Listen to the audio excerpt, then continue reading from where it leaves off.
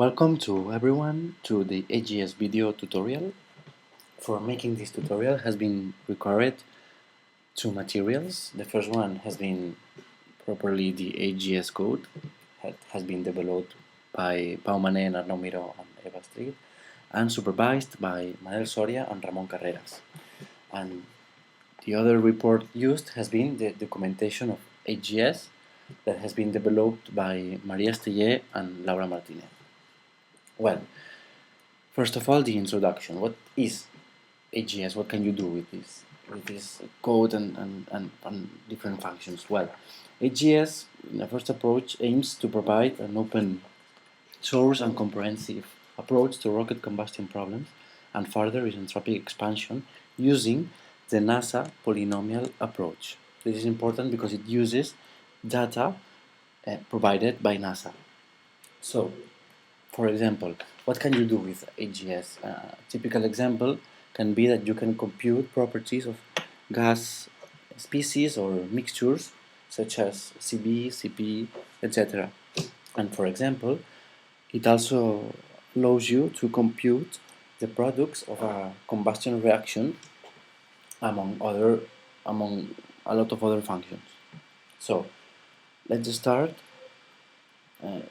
checking what has HGS is a big program. So it has different parts. So to understand how it works, we will divide these parts in the following. So the content of HGS is the data.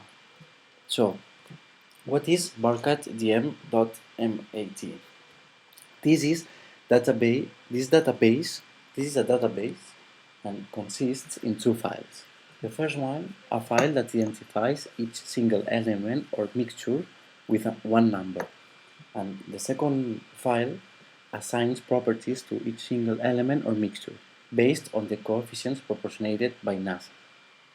So, the internal functions. What are the internal functions? These internal functions will be explained now in the introduction because the user uses this function just calling an external functions that require the use of these internal functions.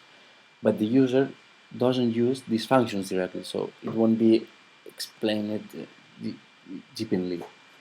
So these internal functions are the HGSID, HGSDB, HGSMix, and my F0.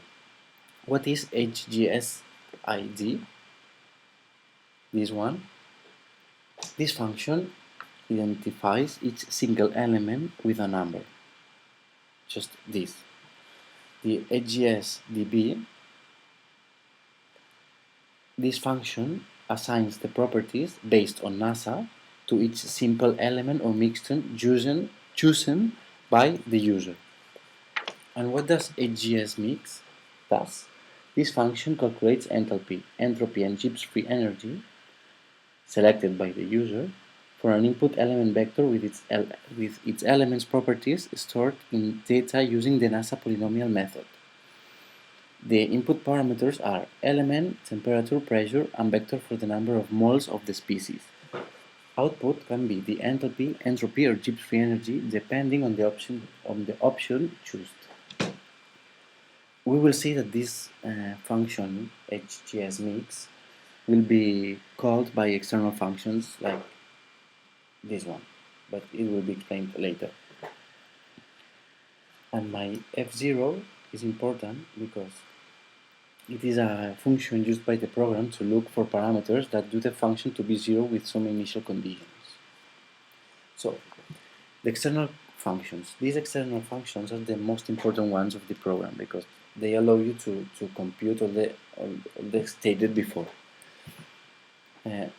These external functions will be explained in the next videos. So here they are only presented, and these ones are the HGS single, the HGS probe, HGS isentropic, HGS EQ, HGS TP. What do they do? Well, we will see it in the following videos that explain each one of these functions. And for the last, we have the examples. Inside all the code of HGS, there are examples that allow you to understand how it works. and one of them will also be explained. So let's get ready for the next video and see you.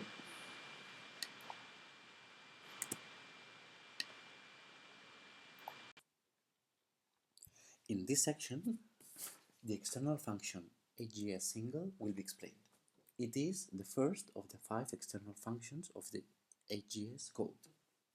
So, what is it used for, the HGS single? The HGS single computes a single property, one unique property of a species or a mixture of species in which you are interested. So, what properties are these ones? We will see it eventually. So, this is the way that it have to be used in MATLAB.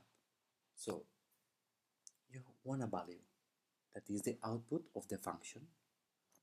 So, in order to obtain the value, you have to tell the function what value you want here in property of what species or species and at what conditions, at what temperature and what pressure. So, this will be the inputs of the functions and this will be the output. So, what are these properties? What are the outputs of the functions? You have 3. The output is one of these 3 properties. The enthalpy of the species or the mixture, the entropy of the species or the mixture, or the Gibbs free energy of the species or the mixture. So, now, how does HGS single give it to you? You have to tell it somehow. So, the input have to be what species or mixture you want. In this way, we will see it in an example in a few minutes. What property you are interested in? Hey, I want the enthalpy or the entropy or the Gibbs free energy. You have to tell HGS single what of these ones you want. At what temperature at what pressure? We have to be careful with the temperature because the range of the HGS single goes from 200 Kelvin to 6000 Kelvin, and it has an initial pressure of 1 bar. So now, okay, this is what you can obtain from HGS single. But how does it work internally? Let's see it. First, the first step is to identify the species or species. Here, the program identifies the species or the species using the internal functions explained in the first video. So here it is where it uses the NASA's data to identify the species and to obtain its coefficients and the data computed by NASA. So once it has identified the species using the internal functions, it can compute its enthalpy, entropy, or Gibbs free energy. So the enthalpy. The code uses the NASA's second polynomial with this relationship. These coefficients, the one from the 1 to the 6th, are stored in the internal functions and they are obtained from NASA's data. So it is an approximation made by NASA that HGS uses. Okay. For the entropy, the code uses the NASA's third polynomial. But to compute the entropy, there are 2 steps. The first one, it computes S0 using these coefficients and the temperature. And once it has the S0, using this relation from from thermodynamics, it can compute the entropy. Finally, this is the way to compute the Gibbs free energy once it has the enthalpy and the entropy. So we can see it now in the code. how is it written? Here, this is the code of the HGS single. Okay, here we can see that the program identifies the species and uses the data stored in the internal functions. Okay, enthalpy. We can see here how it uses the formula explained before. The coefficients are obtained in here, and here it is where it uses the NESA's data stored in the internal functions. The entropy, the same. The coefficients and the computation with the two corresponding steps.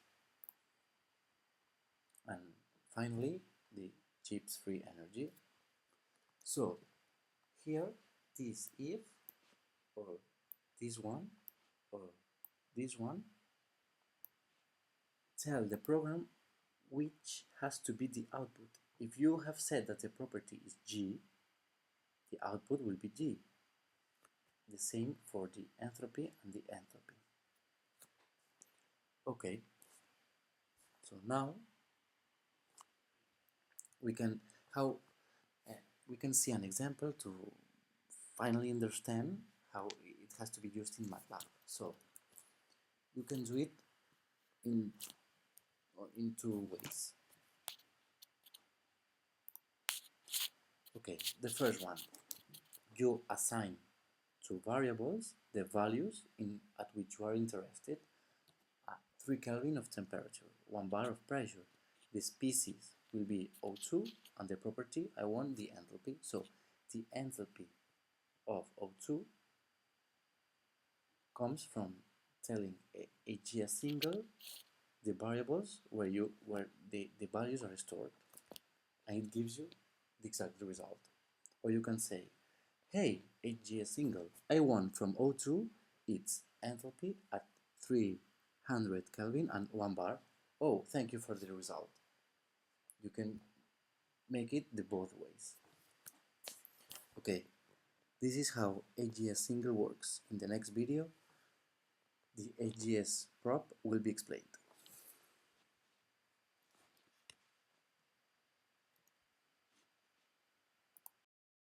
In this section, the external function HGS prop will be explained. It's the second of the 5 external functions that the HGS code has. Okay, let's start. What is HGS prop and what can you obtain from HGS prop?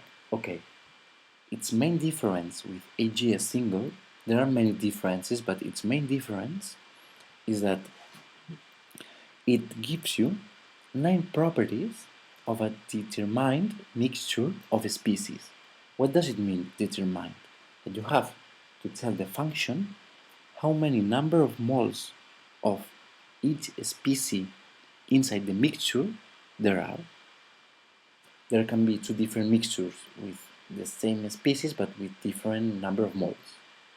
So the function will give you 9 properties of this mixture. 9 thermodynamic properties that are interesting in order to study how it behaves. So there are 9 properties. It means that there will be 9 outputs. Okay, telling the function, the species inside the mixture, how many number of moles there are inside the mixture.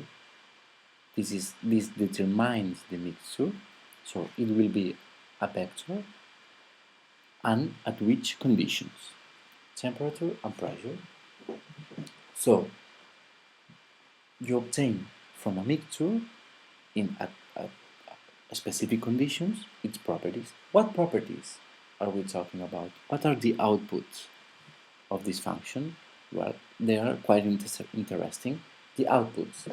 The first is the CP. Secondly, CB, molar mass.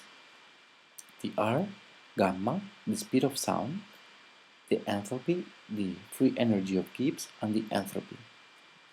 Let's look carefully in the units of the H, G, and S. One of the differences with the HGS single is that the HGS single gives you the specific enthalpy, G, and entropy, kilojoules per mole. Here it's absolute, so you have to be careful that the units of the outputs are different. So this will have to be treated in the problem.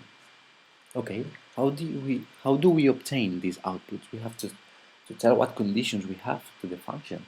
So in these conditions, give me these properties. What conditions? Okay, first of all, the mixture. This species I want. For example, there is a mixture with O2, H2, and H2O. And what is the composition of the mixture? What determines the mixture? The number of moles of each species. Okay, I established 3 species. I have to give 3 numbers of moles. Okay, number of moles of O2, of H2, and H2O. The temperature and the pressure at which this mixture is. So, okay, once I give HGS prop this input, it can give me the 9 properties of this mixture. Okay, so these properties, okay, let's check it. How does it work? First of all, as well as the HGS single, it identifies all the species in the mixture. This is done by the internal functions of the HGS that are explained in the introduction video. These internal functions allow to identify the species and to obtain certain properties that are interesting to compute the final ones. So, once it has identified the species, it computes the CP of the mixture using the internal function HGS mix. The CP of the mixture is CP plus CB using this relation. The molar mass of the mixture is computed. Summing all the molar masses of each species multiplied by its molar fraction. Okay, the R this way, the gamma computed as CP per CB, speed of sound, and H, G, and S, enthalpy, Gibbs, and entropy from the internal function HGS mix. Okay, let's see how it is done inside the code. Okay, so in the code, it's established like this. Okay, here are the outputs, the name of the property of the function, and the inputs that I have to give to the function. Okay, first of all, it identifies all the species, and using the data stored inside the internal functions, it will obtain certain properties that will be interesting for the computation. Here it computes CP and CB, gamma. Here it computes the molar mass of each species in order to establish the molar mass of the mixture, the RG, speed of sound of the mixture, and the H, G, and entropy of the mixture. Okay, so in order to better understand how it works, we will show an example in order to understand better how we can manage with this function. So, example, okay. Okay. First of all, we can establish variables with the values of the inputs. For example, okay, species involved in this mixture are, as the example in the presentation, H2 and H2O. Okay. Good. Number of moles of each species. Okay, N. It will be a vector. Okay. 2 of oxygen, 1 of H2, 0. Yes, I can say that there is no water. Okay. Temperature 300 Kelvin.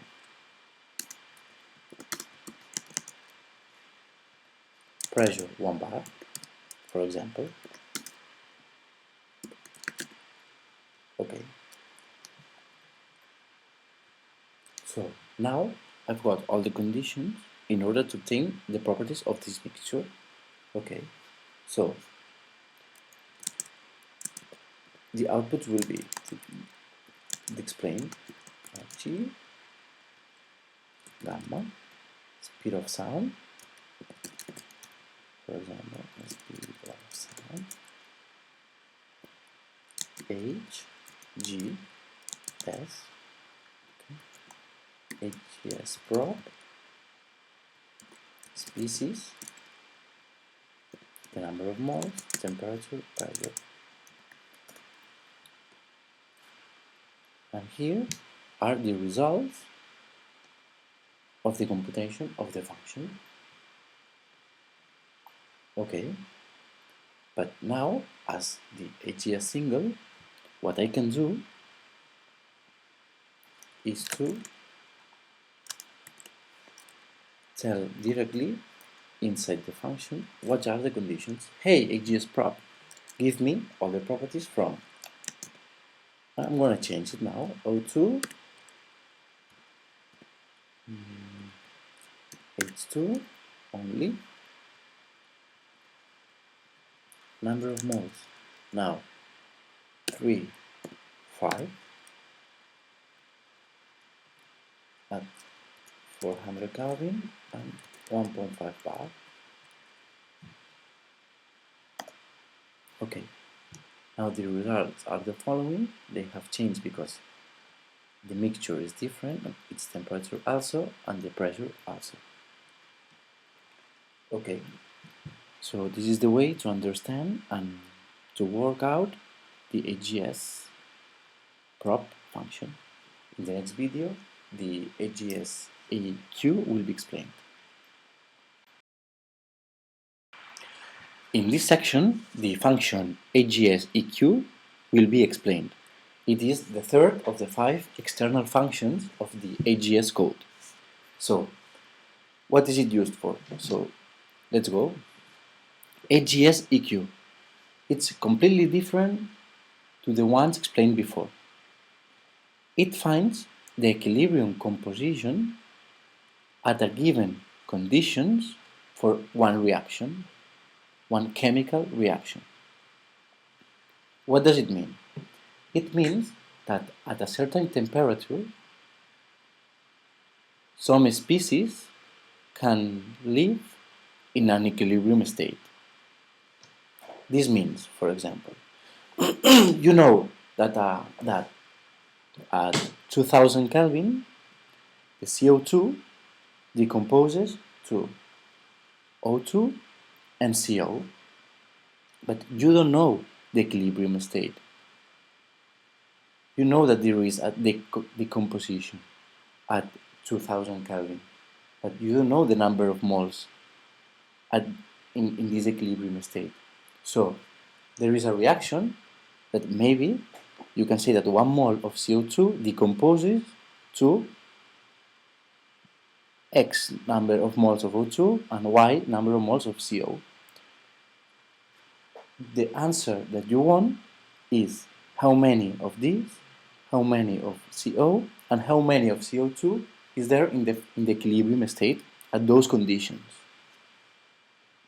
Okay, so how does it do it? In order to do so, this function gives you two outputs. The number one, and the most important one, is the number of moles of each species in the equilibrium state. This will give you the number of moles that are in equilibrium in the conditions that you give to the function. And the second output is the increment of the free energy, Gibbs energy of the reaction. Okay. So to obtain these outputs, the function needs the inputs, and they are logically explained. What are the inputs? The inputs are all the species involved in the reaction. You know that the reaction you want to know the properties of the number of moles of this reaction. You know that the reactive is CO2, 1 mole. How many moles of O2, CO, and CO2 will be left in the equilibrium state? You don't know. But you know that all the 3 species are involved, so you have to enter all the species inside the HGS EQ function. Maybe in the beginning there are no moles of O2 and CO, but you have to enter them also in order that the program knows that these species are also involved. So the second input is the initial number of moles of each species. As the example explained, we have to say the number of moles of CO2, the number of moles of O2, and the number of moles of CO. In the example that we are explaining, it would be 1, 0, 0. The reactives are 1, 0, 0. And when you enter this to the function, it will give you the number of moles of equilibrium. It won't be 1, 0, 0, or maybe yes, but it may give you the number of moles of the equilibrium. So maybe oxygen is in the equilibrium and CO also. And finally, at what conditions? It is important to establish the conditions because the same species, the same mixture, at different conditions, live in different ways.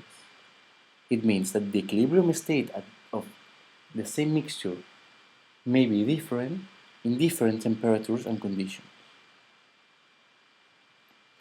There won't be the same number of moles of O2 at 300 Kelvin that in 2000 Kelvin. So it's very important to establish that these are the conditions. Let's look carefully at the temperature because its range goes from 2000 Kelvin to 6000 Kelvin. Over 6000 Kelvin, we won't be able to compute the number of moles in the equilibrium state. So, how does it work? How does it compute the number of moles of the equilibrium and the delta G? Okay, first of all, as well as the other functions, it identifies the species or species involved in the reaction. Okay. Here it uses its internal functions in order to get the data of that species stored in the internal functions as Burkhardt and HGS mix. Okay, the number of moles of the equilibrium. How are they computed? Using this system. This system is a matrix A multiplying the number of moles of each species and equals the initial number of moles. What is A? A is a matrix that the column, the rows are the elements involved in the reaction. There is just, in our example, C, carbon and oxygen, and each column represents the number of moles of each species of that element. Okay, so the HGSEQ, once it has this A, N, and B, it uses an internal function called system matrix that prepares this system in order that its solution minimizes the Gibbs free energy. So, chemically, we know that the equilibrium is reached when the reaction goes through the way in which the Gibbs free energy is minimum. So, the delta G uses the data stored in the HGS code, in the internal function, and uses the fmin_con in order to minimize the function gives. When it is minimized, it solves the number of moles for which the free energy of Gibbs is minimum, and this will be the answer. Let's check it. How is it written in the code? Okay, first of all, as we said, it identifies the species and uses the data stored in order to obtain properties that are for our interest in this calculus. Okay, here it creates the function total energy of free energy of Gibbs. Okay, and here it uses the internal function system matrix in order to establish the system to be, or that its solution has to be minimized. Where is it minimized? Here. Here we say please minimize the function free energy of Gibbs with this system, but this system is the one obtained with the function system matrix. Okay, once it is computed, it gives you the number of moles in the equilibrium. Okay, for better understanding this, it is useful to see an example done by MATLAB. Okay, so we will see some differences. The example. Okay.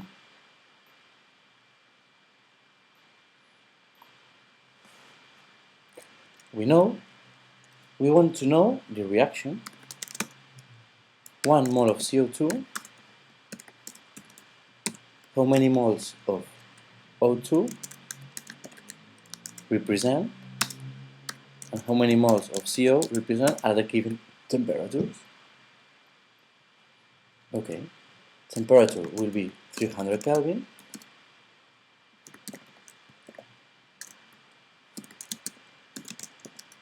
and pressure 2 bar, 1 bar.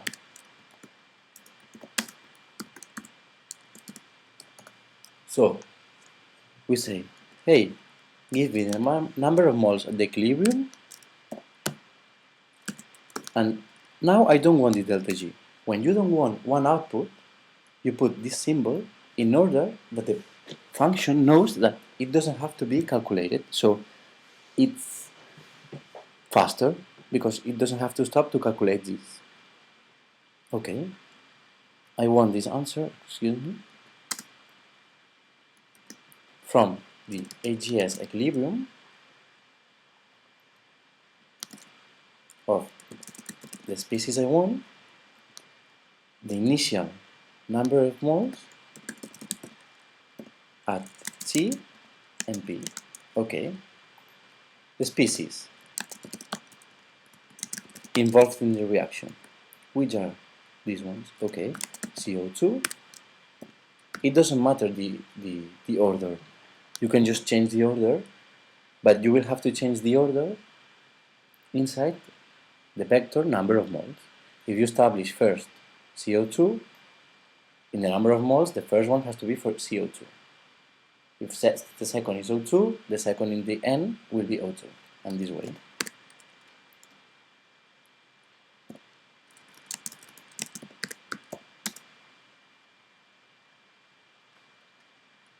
Excuse me.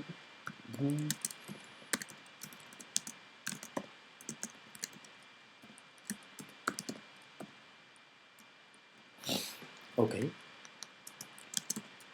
Number of moles initial. 1, 1, 0, 0. You want to know how the CO2 decomposes to O2 and CO at 300 Kelvin and 1 bar. Okay. This will be the answer. But to check if this works correctly, we can change the conditions. Now, maybe, I want to know the composition at 2000 Kelvin and pressure also 1 bar.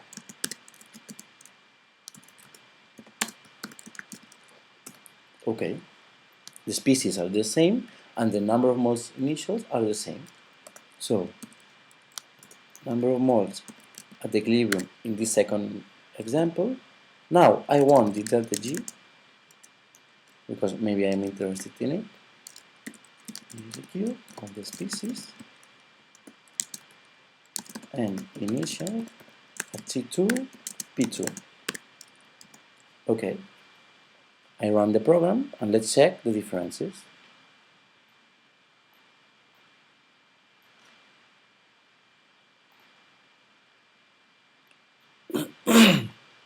Oh, there are interesting differences. We see that the number of moles in the first equilibrium hasn't changed for each species. So this is telling you that at 300 Kelvin, the CO2 doesn't decompose to O2 and CO. But at 2000 Kelvin, it actually does. So we see that the same mixture at different conditions, the equilibrium state may be different. So this function allows you to see if there is this association in some reactions that are interesting for combustion or motor rocket problems, for example. It allows you to check if the decomposition is sufficient to take it in consideration. If it is this way, the HGS EQ allows you to compute the number of moles in this dissociation at certain temperatures. And this is very useful. So, okay, in the next section, the HGS TP function will be explained. In this section, the function HGS TP will be explained. HGS TP is the fourth of the 5 external functions of the HGS code. This is a quite interesting function because its code is pretty short, but it's very powerful.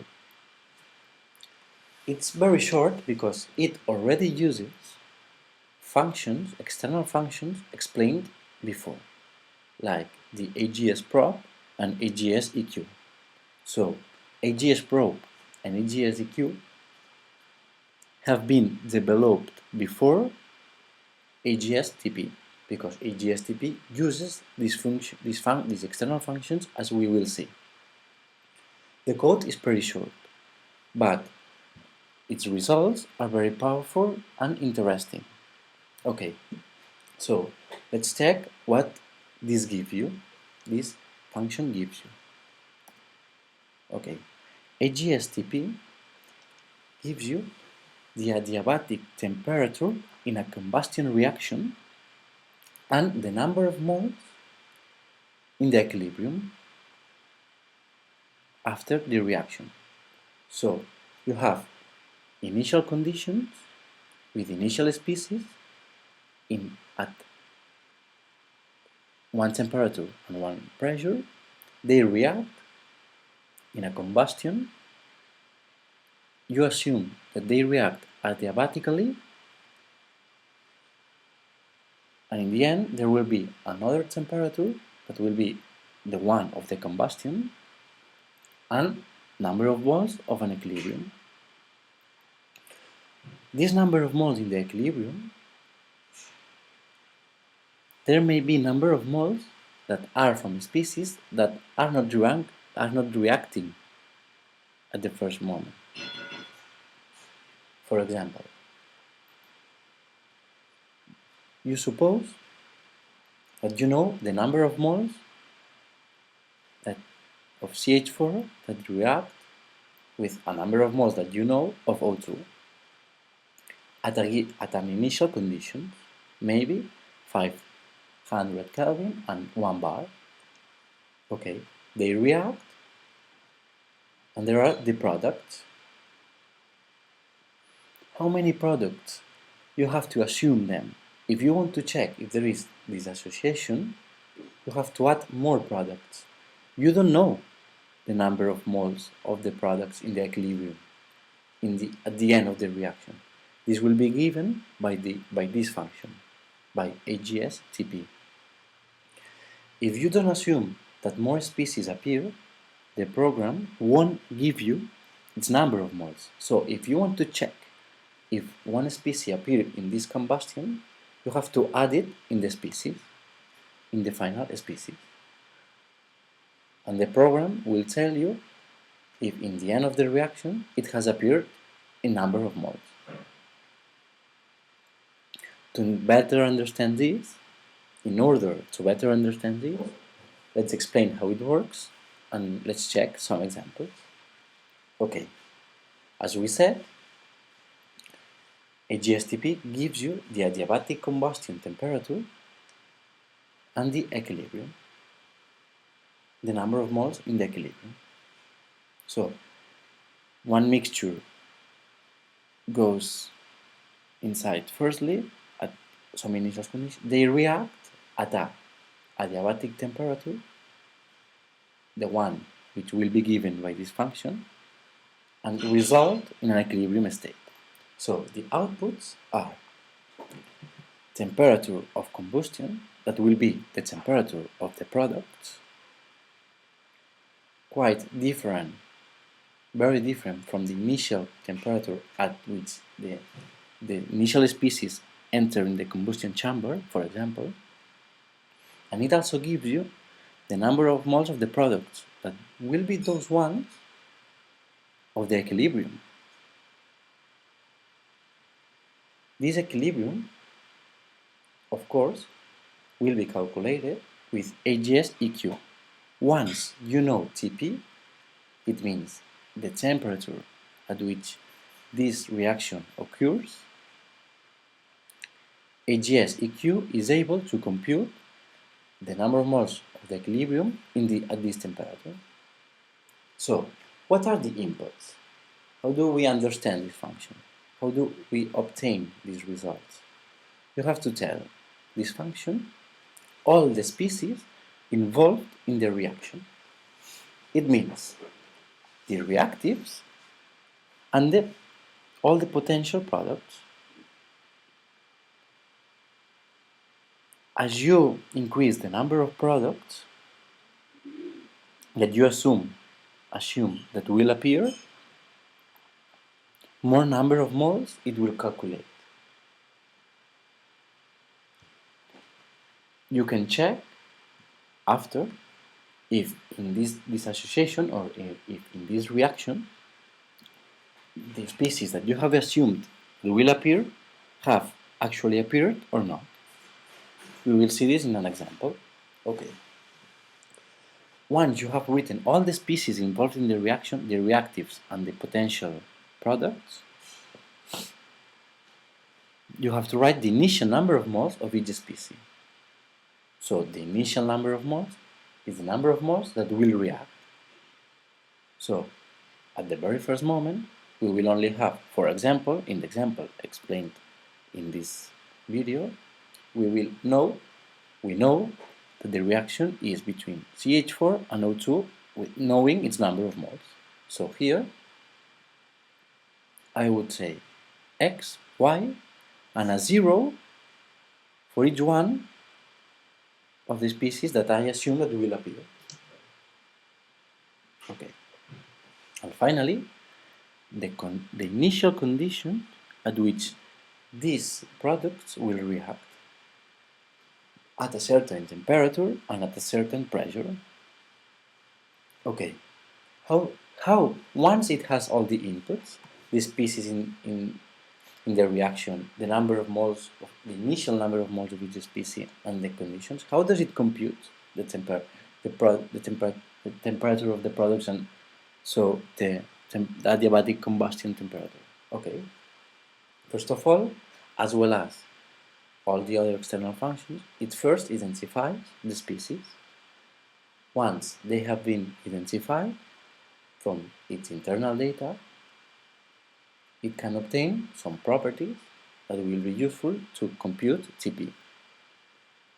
Okay, once it has identified the species, Tp is computed as follows. First of all, using the function HGS prop, it computes the inlet enthalpy. How?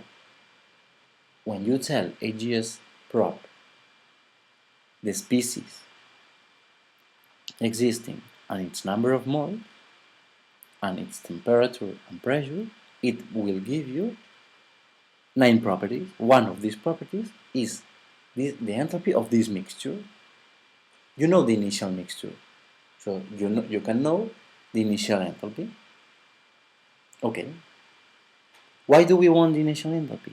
Now we'll see.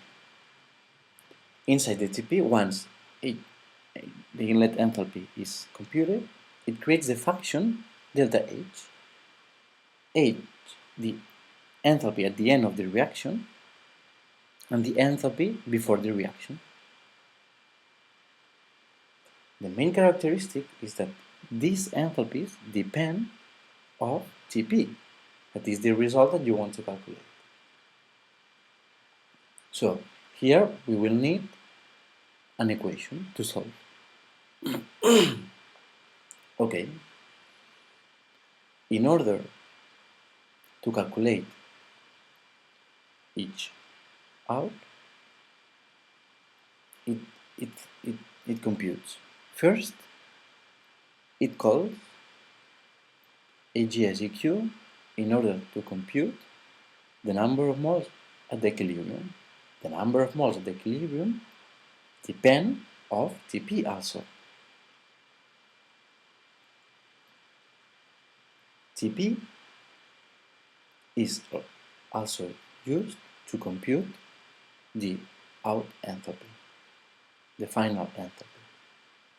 This final enthalpy depends of the final composition and the temperature of that composition. So it means that the final enthalpy depends completely of Tp. So if you make a function H out less H in, you know that H out is a function of Tp, but when you make less H in, you know that this has to be 0. So you have one equation with one parameter, that is Tp, that says the final enthalpy depending of Tp less the initial enthalpy, which you know, has to be 0. Please find me that temperature that makes the delta H 0. This comes from the first principle of thermodynamics and has to be achieved. This thermodynamic condition allows you to have one equation with one variable, that is Tp.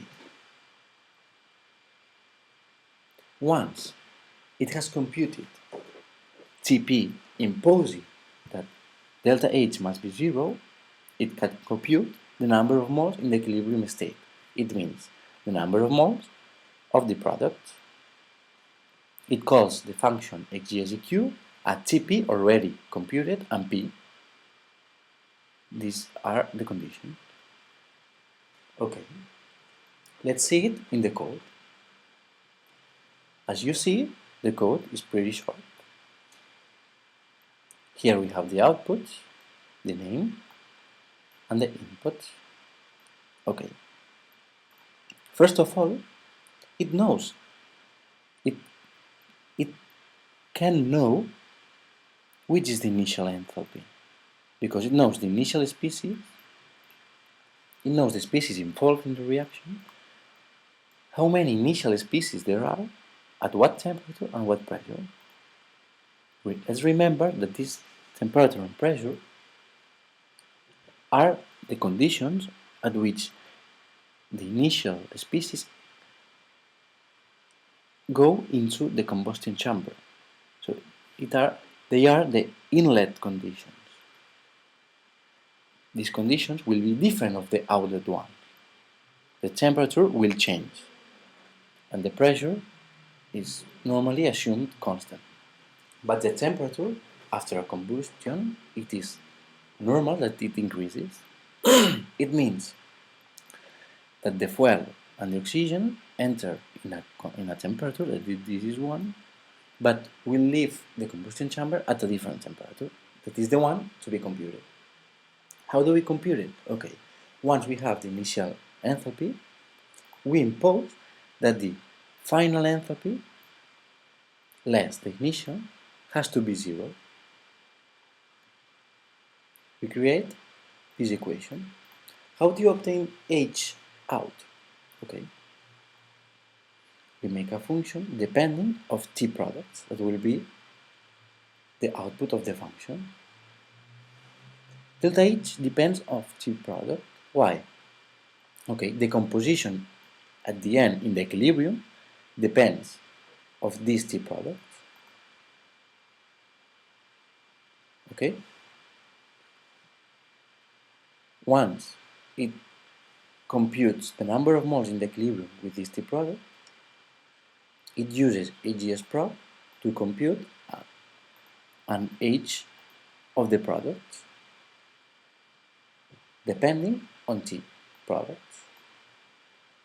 When you create this function and you impose that it has to be 0, here you're saying the TP will be the one that makes delta H, this one, 0. The MATLAB will run a lot of temperatures until it finds the one that makes this 0.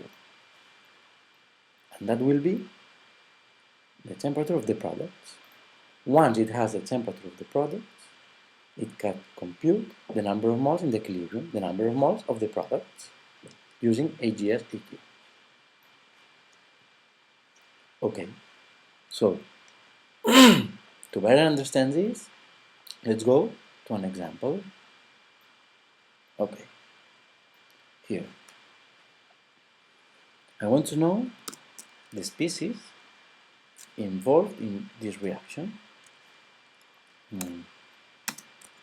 TH4 plus YO2, it will give CO2, H2O, maybe CO, maybe there is H2 and OH. Okay, let's check it.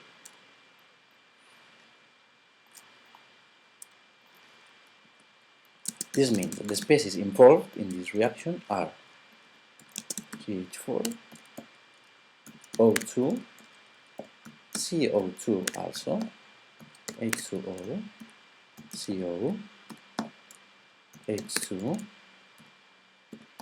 OH.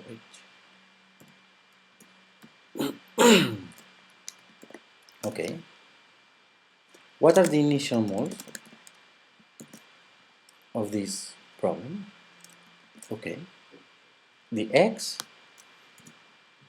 will be maybe 8. And 2 moles of oxygen. How many moles of the other ones there are? Now, 0. You assume that there are 0.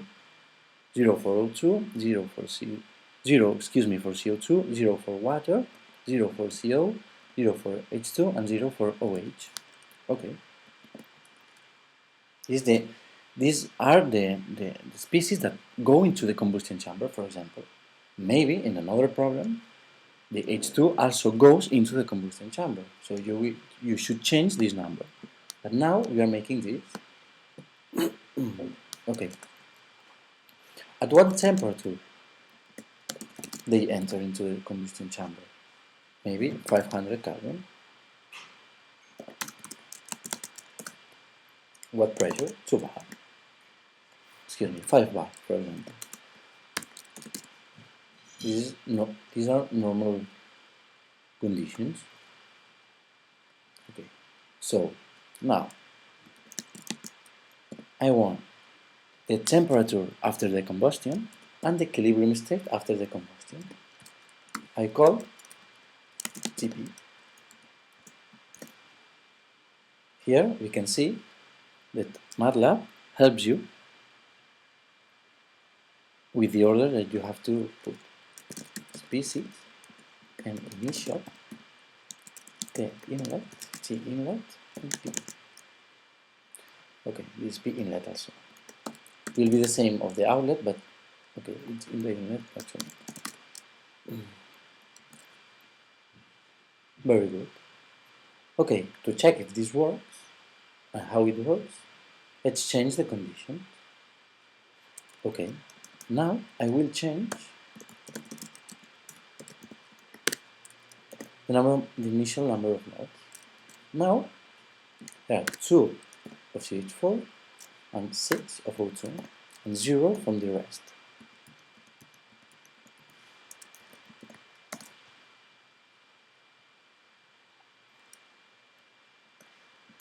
Now the TP will be different.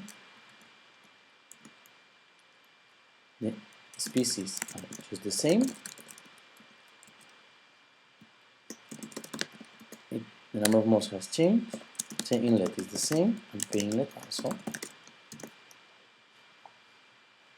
Let's check what happens here.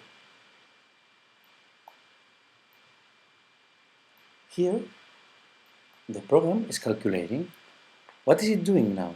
It is solving the equation delta H.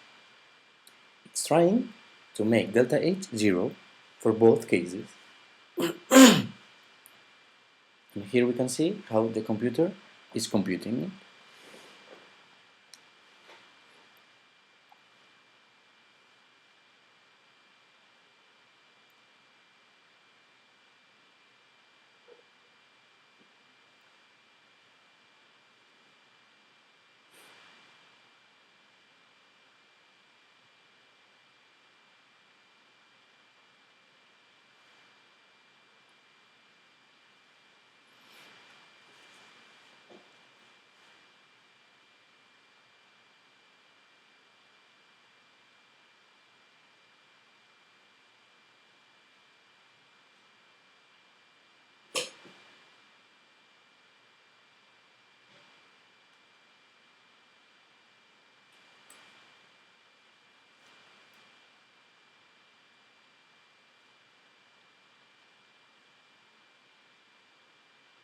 Okay, now it has computed the result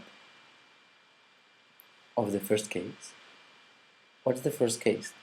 The first case was oxygen and CH4 entering in a composition of 8 and 2 moles at 500 Kelvin.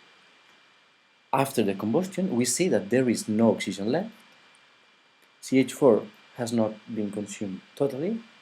CO2 has appeared, water also, and H2 and OH have also appeared. You can see here the last one is OH, CO and H2 have also appeared. You can see it here. If we want to know if other species have appeared, we have to add them in the species vector and in the number of moles vector. Now the program is computing for the second case. We will see that the final composition will be different because now there was more CH4 than oxygen, and in the second case there is more oxygen than CH4. Let's see how it affects to the problem.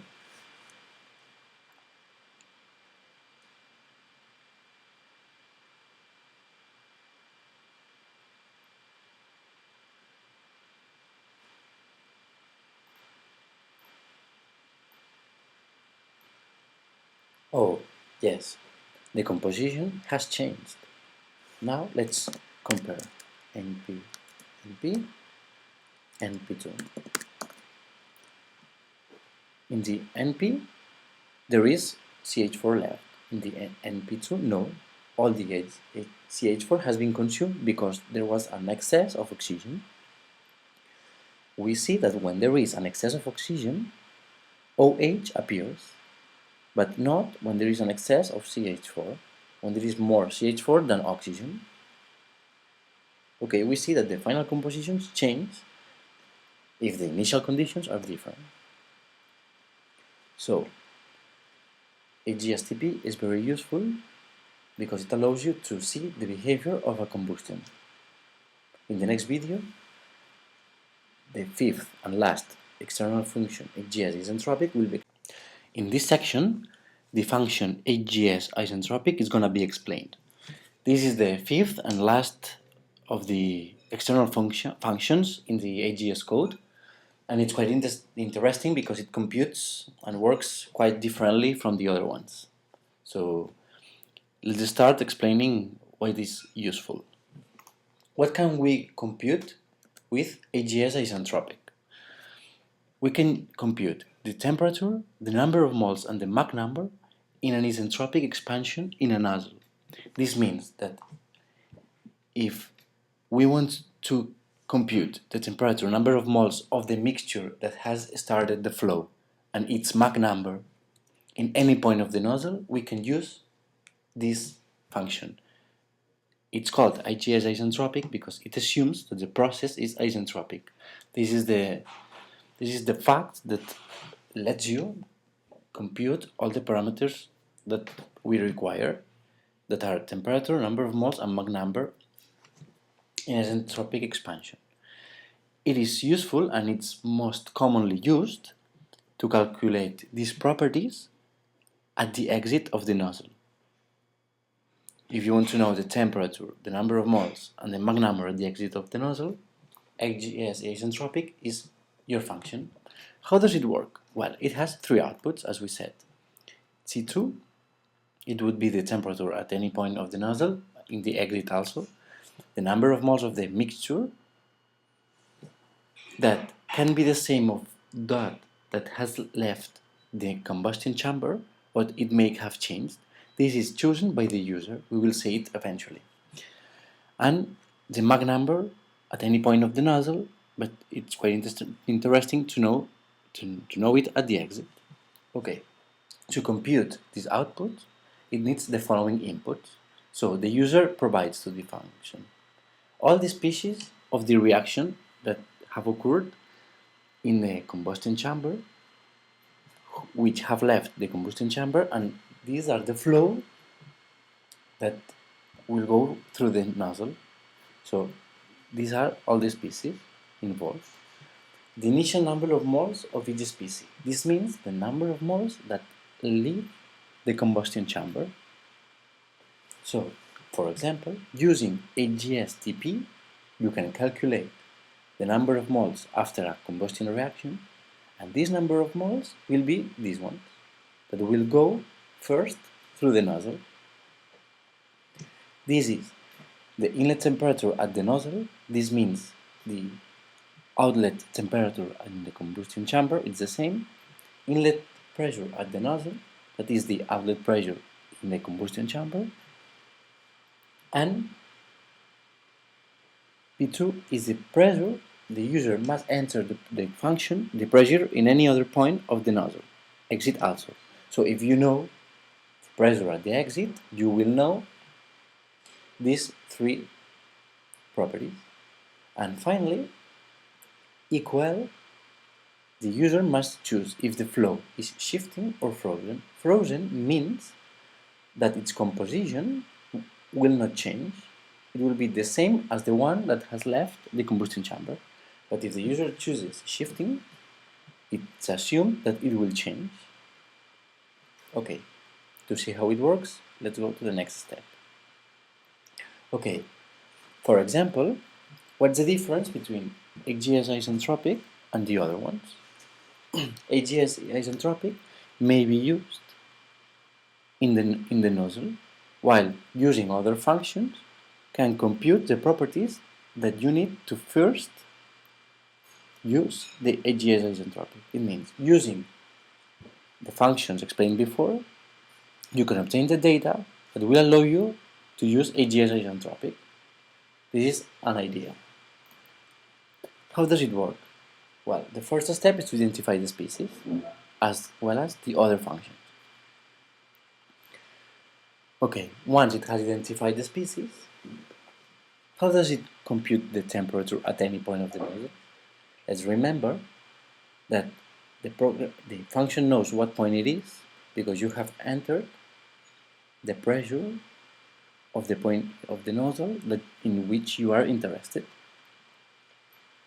So it applies conservation of entropy. It's an isentropic process. So you know S2, S1 because it is computed T1 using HGS prop. You've got the T1, the species, and the number of moles.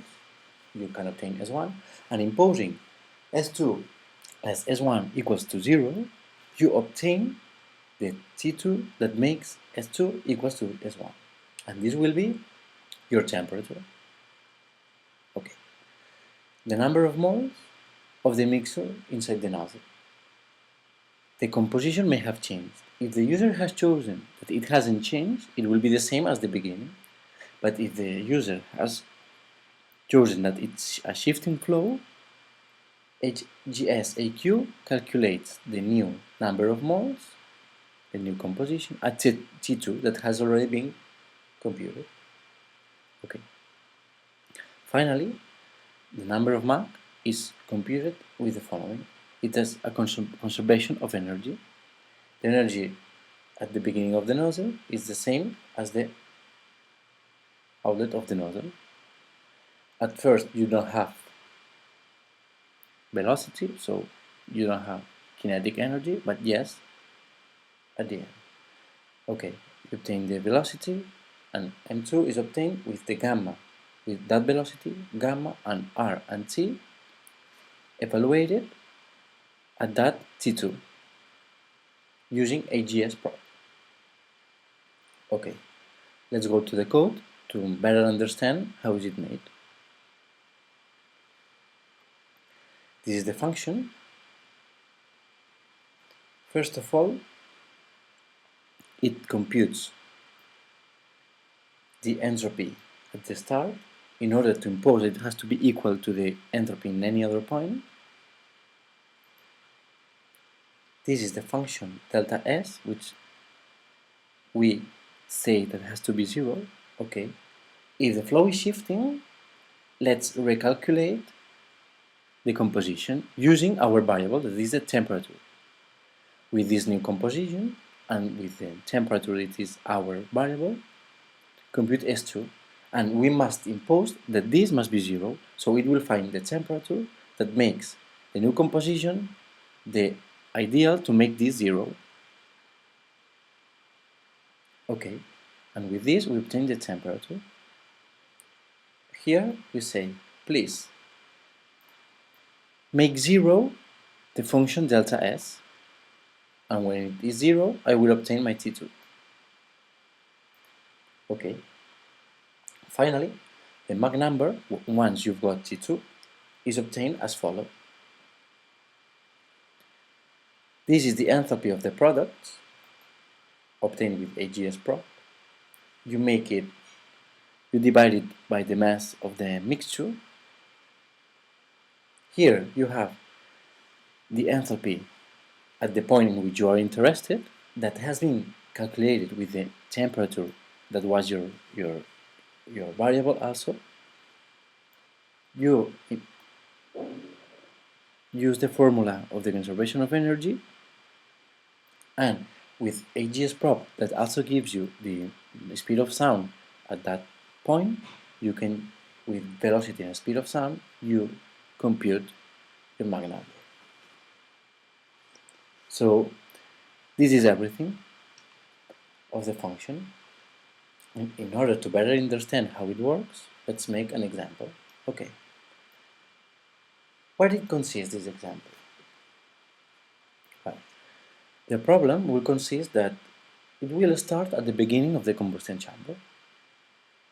We know how many moles of CH4 and O2 go into the combustion chamber, and using HGS-TP, we will know what is the temperature at the nozzle exit, using HGS isentropic also. So, what are the species that involve in our problem. Okay, we will use this species. It will be a combustion of CH4 and O2. Products.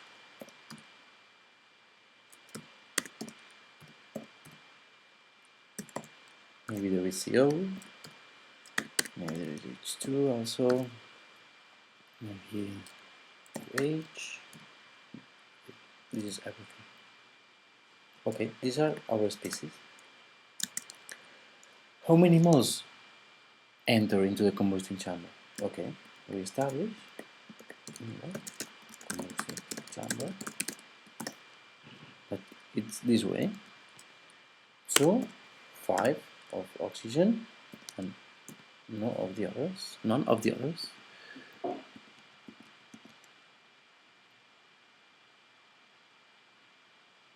Okay. What temperature do they enter into the combustion chamber?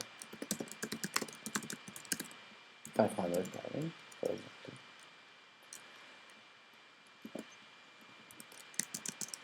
And what pressure? 8 bar, for example.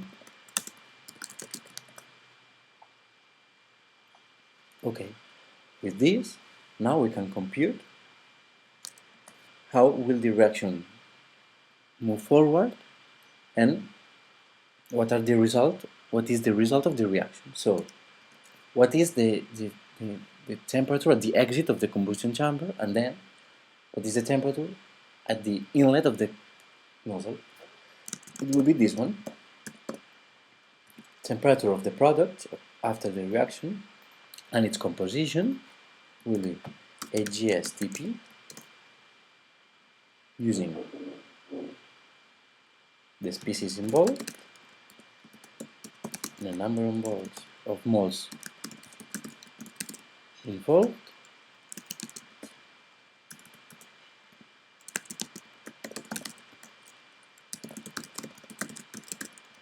pressure, inlet, combustion chamber. This will be the outlet properties in the combustion chamber.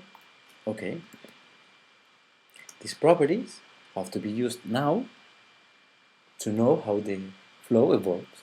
You know that T0 will be Tp, because the temperature that leaves the combustion chamber will be the temperature that goes into the nozzle firstly. P0 will be P inlet combustion chamber. It doesn't change. And inlet nozzle will be MP. So we are interested in knowing the Mach number at the exit and the temperature at the exit of the nozzle. We know that it's, for example, at sea level. So the exit, we assume that is 1 bar.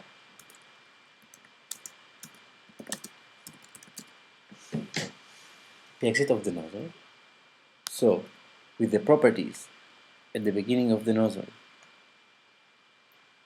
and the pressure outside the nozzle, we can compute the temperature outside the nozzle and its Mach number outside the nozzle. To do this, we will establish T2, M2, M2 is isentropic. Okay, species, just the same ones as the beginning. They have not changed. Each composition may have changed, but they are just the same. Composition now. The number of moles in the inlet nozzle that are the ones obtained after the combustion. Okay. Now, the temperature in the inlet in the nozzle, pressure inside the nozzle, P exit. Here we want properties here, and shifting flow. it will be more realistic. Okay, we compute, and the result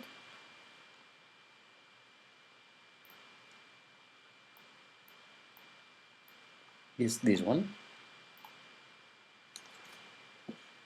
We can see that the Mach number is 1.97, the T2 is 2900 Kelvin, and the composition has changed. Okay, this is an example for using the HGS isentropic. I hope that this tutorial helps you, and thank you everything for watching this and listening to this.